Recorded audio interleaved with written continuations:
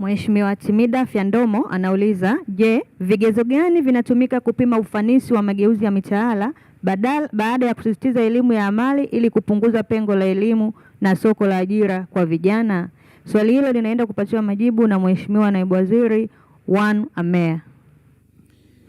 Mheshimiwa Mwenyekiti, kwa niaba ya Mheshimiwa Waziri wa Elimu, Sayansi na Teknolojia, naomba kujibu swali namba 330 la Mheshimiwa Timida Mpoki Fyandomo, viti maalum kama ifuatavyo.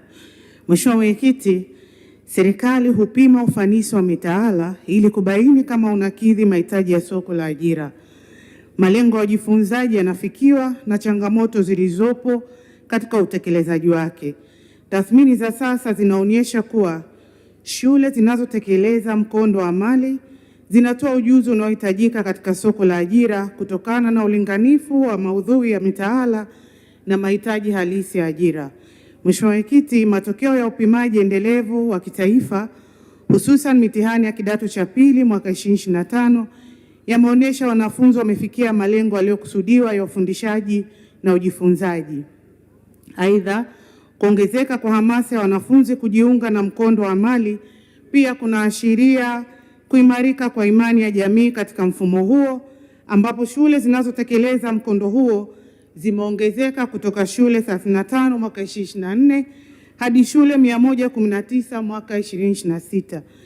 Mheshimiwa Mwenyekiti, serikali itaendelea kutumia tafiti za ufuatiliaji wa wahitimu, yani tracer studies, tathmini za umahiri wa vitendo na ushirikiano kati ya taasisi za elimu na sekta binafsi ili kuhakikisha wahitimu wanapata ujuzi unaokidhi mahitaji ya soko la ajira. Mheshimiwa Timida Mpoki Fyandomo. Nashukuru Mheshimiwa Mwenyekiti kwa kunipa nafasi ya kuuliza maswali mawili ya nyongeza. Je, serikali imeweka utaratibu gani wa kuwashirikisha sekta binafsi, viwanda, waajiri katika tathmini ya mitaala hii ili kuhakikisha ujuzi unaotolewa unaendana moja kwa moja na mahitaji ya soko la ajira ili kufikia malengo ya ilani ya Chama cha Mapinduzi ya kutoa ajira milioni 8, lakini pia kufikia malengo ya dira ya maendeleo ya taifa ya kuhakikisha sekta binafsi inachangia 70%. Swali langu namba 2 ni, je, serikali ipo tayari kuweka mfumo wa kufuatilia matokeo na maendeleo ya vijana hawa wanaohitimu ili kupima ufanisi halisi wa mageuzi haya ya mitaala? Asante. Majibu, Mheshimiwa Waziri. Asante Mheshimiwa Mwenyekiti, naomba kujibu swali la nyongeza la Mheshimiwa Timida Fyandomo kama ifuatavyo. Kwanza nichukue fursa hii kumpongeza kwa ufuatiliaji wake.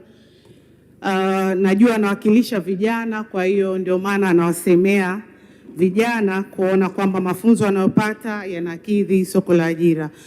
Mheshimiwa Mwenyekiti, serikali imeweka utaratibu wa kushirikisha sekta binafsi, viwanda na waajiri katika kuandaa, kutathmini na kupitia mitaala ambayo inahakikisha ujuzi unatolewa unaendana na mahitaji ya soko la ajira, na hili hufanyika kupitia vikao vya wadau, warsha za tathmini, tafiti za soko la ajira, lakini pia mafunzo kwa vitendo. Na kama nilivyofafanua juzi kwenye budget kwamba tarehe 9 Februari 2026 serikali iliingia katika makubaliano na waajiri, sekta binafsi na wenye viwanda kuhakikisha kwamba masomo yanayotolewa katika vyuo vyetu yanaendana na gaps ambazo zipo katika soko la ajira.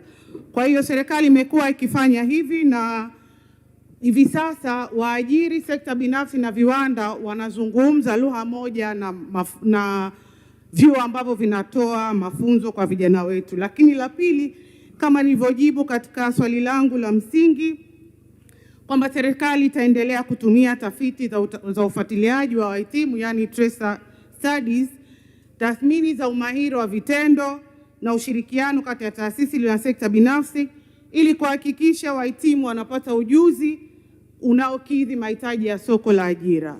Tumedhamiria tunaboresha elimu yetu.